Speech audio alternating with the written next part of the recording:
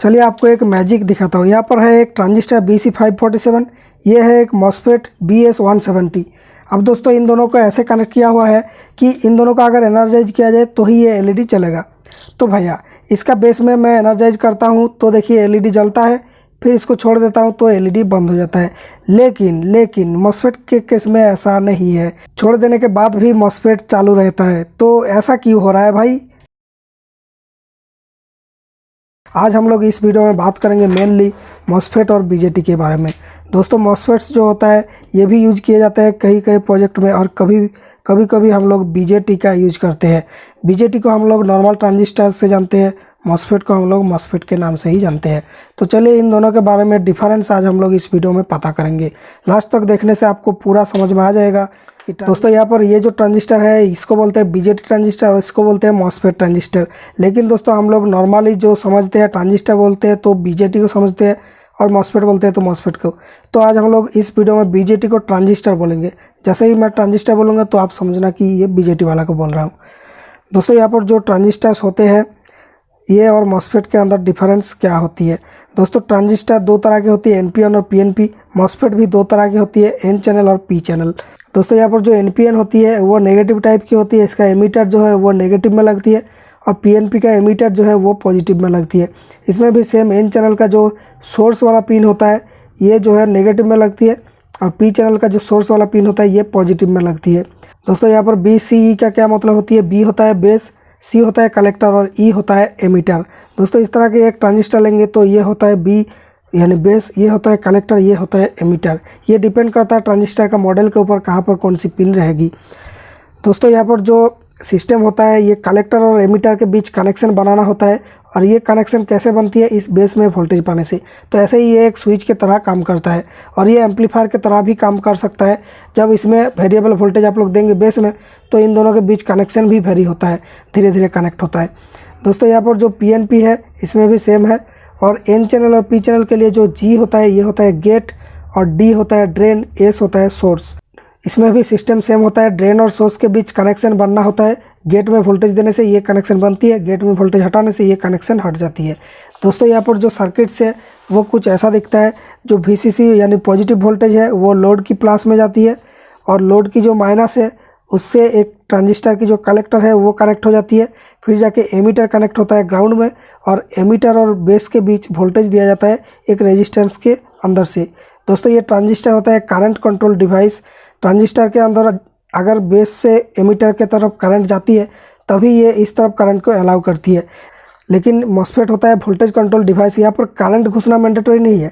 यहाँ पर एक वोल्टेज अगर आप लोग सेट कर देते हैं तो ही ये ऑन हो जाएगा। मतलब वो वोल्टेज बहुत ही वीक हो, कोई कैपेसिटर छोटा वाला कैपेसिटर से भी अगर आप लोग देंगे यहाँ पर तो भी इसको ये ऑन कर सकता है। लेकिन यहाँ पर छोटा कैपेसिटर से देने से ये कैपेसिटर का चार्ज को खा लेगा, लेकिन ये चार्ज को नहीं खाता है। तो ये सब डिफरेंसेस है। दोस्तों पीएनपी चैनल में डिफरेंस क्या है? ये लोड नीचे में लगती है, पॉजिटिव में एमीटर लग जाती है, फिर जाके बेस में नेगेटिव वोल्टेज देना होता है, और यहाँ पर लोड ऐसे चलती है, नीचे लगती है। यहाँ पर भी एन चैनल के लिए लोड ऊपर में लगती है, पी चैनल के लिए लोड नीचे लगती है। तो भैया बेसिक डिफरेंस तो हम लोग समझ गए एन और पी के बीच में। दोस्तों हम लोग दो एन चैनल की सिस्टम लिया, एक है एनपीएन ट्रांजिस्टर और एक है एन चैनल मॉस्फेट। इन दोनों के बीच में डिफरेंस हम लोग पता करेंगे। दोस्तों इन दोनों में मेन डिफरेंस ये होता है कि इसकी बेस में जो आप लोग ट्रिगर करने के लिए सिग्नल देते हैं यहाँ पर करंट घुसना मैंडेटरी है, और यहाँ पर दोस्तों ओनली वोल्टेज सेंस होता है। मतलब यहाँ पर ये होता है वोल्टेज कंट्रोल डिवाइस। यहाँ पर करंट ना घुसे तो भी चलेगा, बस वोल्टेज होने से चलेगा। इसका मतलब क्या है? अगर कोई वीक वोल्टेज है उससे थोड़ा सा भी करंट आनेंगे तो वो उसमें लोड पड़ जाएगा, वो कोलैप्स हो जाएगी वोल्टेज। तो उस केस में भी ये ट्रांजिस्टर को ऑन कर सकता है, मॉस्फेट को। लेकिन ट्रांजिस्टर को ऑन करने के लिए उसमें ताकत होना ज़रूरी है, उस वोल्टेज में करंट भेजने की क्षमता होना ज़रूरी है। और दोस्तों नेक्स्ट डिफरेंस है, इन दोनों के बीच जो वोल्टेज होगा वो होगा 0.7 वोल्ट एमीटर और बेस के बीच। ये दोस्तों एक डायोड की तरह काम करती है। अगर आप लोग इसको एक ब्लैक बॉक्स के अंदर रख देंगे, फिर इन दोनों पिन को आप लोग मल्टीमीटर से चेक करेंगे तो आपको एक डायोड जैसा मिलेगा। तो इस BC547 ट्रांजिस्टर का ये होता है एमीटर, ये होता है बेस। तो इन दोनों के बीच हम लोग अगर डायोड चेक ऑप्शन में दे के चेक करते हैं तो हमें देखिए एक डायोड की वोल्टेज ड्रॉप जैसा मिल रहा है। तो इसके अंदर एक डायोड जैसा सिस्टम होता है। लेकिन दोस्तों ये जो मॉस्फेट्स होते हैं, ये IRF Z44N मॉस्फेट है। इसका ये है गेट और उसके बाद की है ये ड्रेन और ये होता है सोर्स। तो गेट और सोर्स के बीच देखिए कुछ भी नहीं आ रहा है, लेकिन ये ठीक है। तो इसको आप लोग अगर कैपेसिटेंस में दे के चेक करेंगे तो थोड़ा सा कैपेसिटेंस आपको मिल रहा है। देखिए तो भैया नॉर्मल BJT ट्रांजिस्टर का ये जो बेस है ये एक डायोड की तरह बिहेव करती है एमीटर के साथ, और इसके केस में ये एक कैपेसिटर की तरह बिहेव करती है सोर्स के साथ। तो दोस्तों जब हम लोग इसको ड्राइव करेंगे किसी माइक्रो कंट्रोलर से या किसी ड्राइवर से, तब हमें ध्यान में रखना होगा कि हमें एक डायोड को ड्राइव करना हो रहा है यहाँ पर, और यहाँ पर ड्राइव करना हो रहा है एक कैपेसिटर को। लेकिन कैपेसिटेंस बहुत ही कम है, यहाँ पर 2 नैनोफैराड आया था।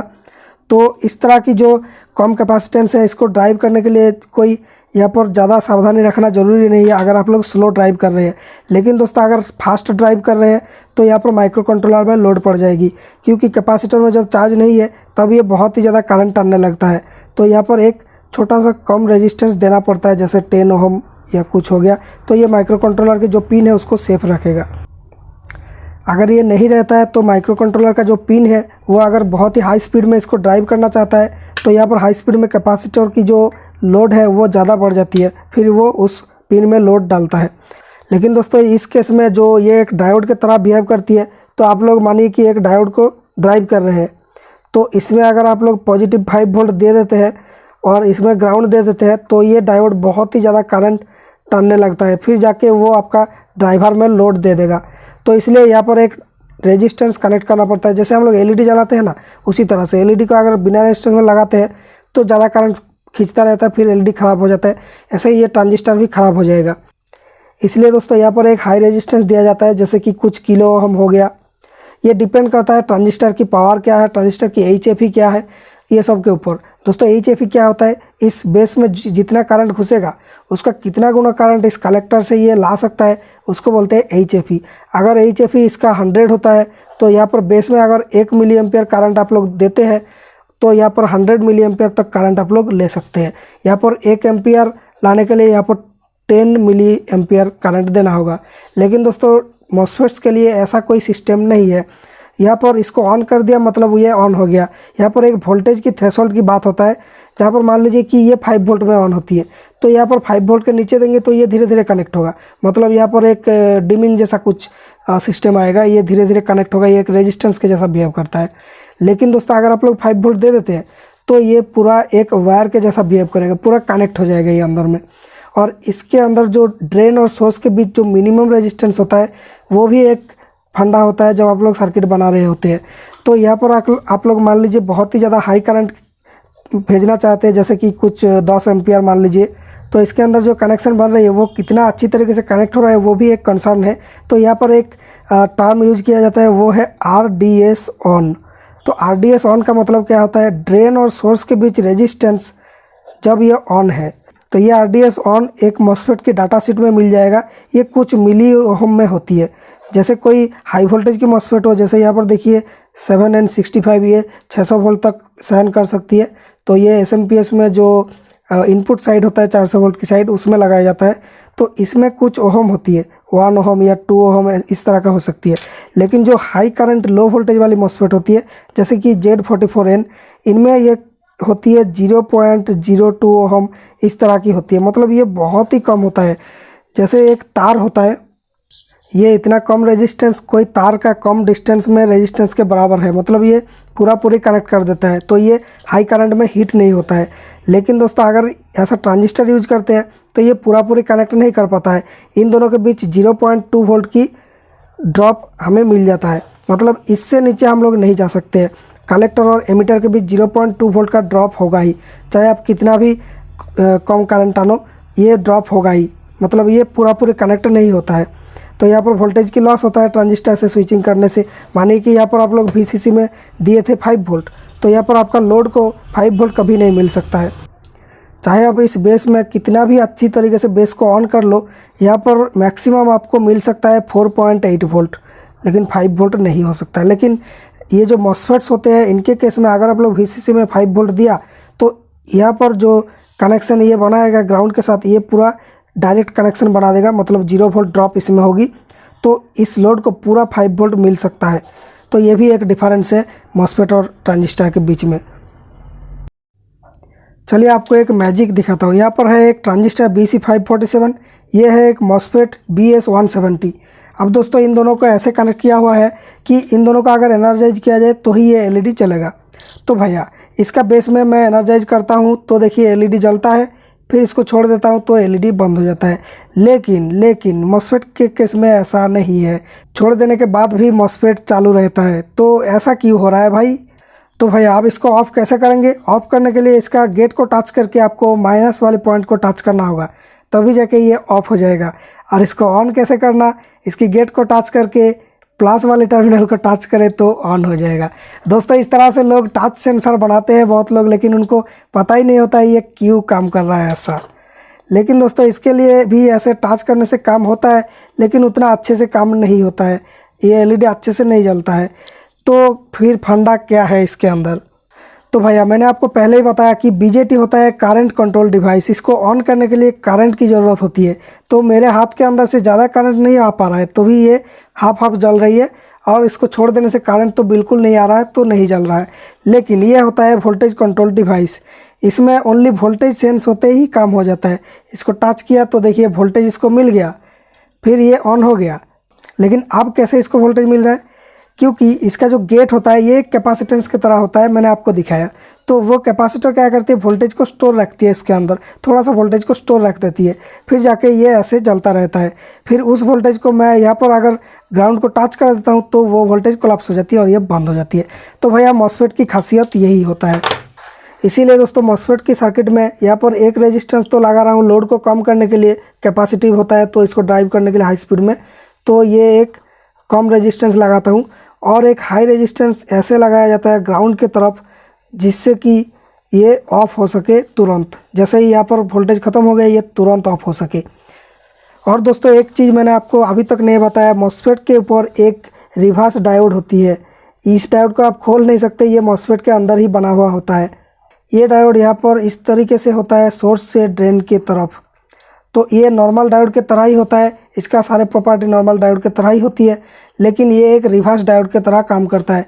इसके अंदर करंट जाती है ड्रेन से सोर्स की तरफ जब ये ऑन रहती है, लेकिन जब ये ऑफ़ होता है तब भी यहाँ पर या ऑन रहता है तब भी, दोनों ही केस में यहाँ पर सोर्स से ड्रेन के तरफ एक डायोड होता है इसके अंदर। इस डायोड को आप सेपरेट नहीं कर सकते हैं, ये इस मॉस्फेट के अंदर ही बिल्ट इन रहता है। इसको बोलते हैं बॉडी डायोड। तो चलिए बॉडी डायोड को चेक करके दिखाता हूँ। तो इसका पिन आउट है गेट, ड्रेन और सोर्स। तो यहाँ पर सोर्स से ये ड्रेन की तरफ है डायोड, तो सोर्स से ड्रेन की तरफ देखिए मैं मेजर करता हूँ तो देखिए 1/2 वोल्ट की ड्रॉप मिल रहा है डायोड चेक में। लेकिन उल्टा साइड में मेजर करता हूँ तो कुछ भी नहीं मिलता है, क्योंकि ये अभी ऑफ कंडीशन में है।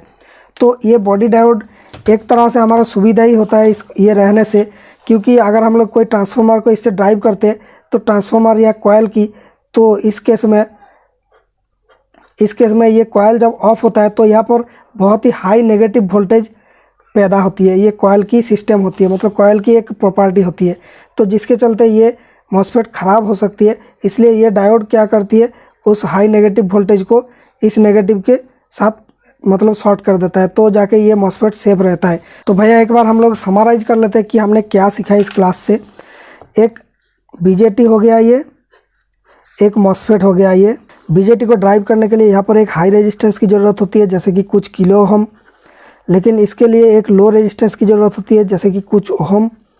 इसके लिए एक पुल डाउन रजिस्टर की ज़रूरत पड़ती है, लेकिन इसके लिए पुल डाउन की कोई ज़रूरत नहीं, ये अपने आप ऑफ हो जाती है। इसके लिए यहाँ पर एक डायोड मिल जाती है, रिवर्स डायोड, तो इसको ध्यान रखते हुए सर्किट बनाना होता है। ये नॉर्मल डायोड ही है, मैंने बार बार जनरेटर की तरह बना दे रहा हूँ। इसके लिए यहाँ पर ये है करंट कंट्रोल डिवाइस, मतलब इसके अंदर करंट फ्लो होना चाहिए तभी ये ऑन होता है। इसके अंदर करंट की कोई ज़रूरत नहीं है, ये अपने आप ऑन हो जाती है। और इसको ऑफ करने के लिए इसके अंदर से करंट को बाहर निकाला जाता है। ये एक डायोड की तरह बिहेव करती है इसका गेट, और इसका गेट जो है एक बिहेव करती है कैपेसिटर की तरह। इन दोनों के बीच, सोर्स और गेट के बीच एक कैपेसिटर की तरह बिहेव करती है। इससे कम में ऑन नहीं हो सकता, मतलब इसका कलेक्टर और एमीटर के बीच ये फुल्ली ऑन नहीं कर सकता। 0.2 वोल्ट इसमें रहेगा ही, कितना भी अच्छे से इसको ऑन कर लो। इसको अच्छे से ऑन किया जा सकता है, इसमें 0 वोल्ट की ड्रॉप मिलेगा ड्रेन और सोर्स के बीच अगर अच्छे से ऑन कर दिया जाए। इसमें एक कंडीशन होती है RDS ऑन। RDS ऑन क्या होती है, ऑन स्टेट में ड्रेन सोर्स के बीच रेजिस्टेंस, ये हाई करंट के लिए ज़रूरी होता है। यहाँ पर गेट को ऑन करने के लिए यहाँ पर हमें ध्यान रखना पड़ता है इसका थ्रेशोल्ड वोल्टेज GTH, मतलब गेट की थ्रेशोल्ड वोल्टेज, या फिर VTH बोलते हैं इसको। थ्रेशोल्ड वोल्टेज क्या होती है, कितनी वोल्ट में गेट फुल ऑन होती है। यहाँ पर आप अगर ये थ्रेशोल्ड वोल्टेज 5 वोल्ट है तो यहाँ पर 5 वोल्ट दे दिया, मतलब ये फुल्ली ऑन हो गया। यहाँ पर जो रेजिस्टेंस बनेगा वो RDS ऑन के साथ इक्वल हो जाएगा, मतलब 0.2 ओहम या फिर कुछ ऐसे लो ओहम होती है। लेकिन इसके केस में होती है एक HFE नाम का पैरामीटर। HFE क्या होता है, इसमें इनपुट में कितना करंट दे रहे हैं और आउटपुट में आपको कितना करंट मिल रहा है, इन दोनों का अनुपात होता है HFE। अगर HFE 100 है तो 1 मिली एम्पियर इनपुट करेंगे तो 100 मिली एम्पियर आउटपुट में मैक्सिमम मिल सकता है। तो ये सब डिफरेंसेस हमने समझा इस वीडियो से। अगर आपको ये वीडियो इन्फॉर्मेटिव लगा, वीडियो को शेयर कर सकते हैं फ्रेंड्स के साथ। हमारे चैनल को सब्सक्राइब कीजिए ऐसे ही नॉलेजेबल वीडियोज़ देखने के लिए। Thank you for watching. मिलेंगे नेक्स्ट वीडियो में with A fresh and new idea.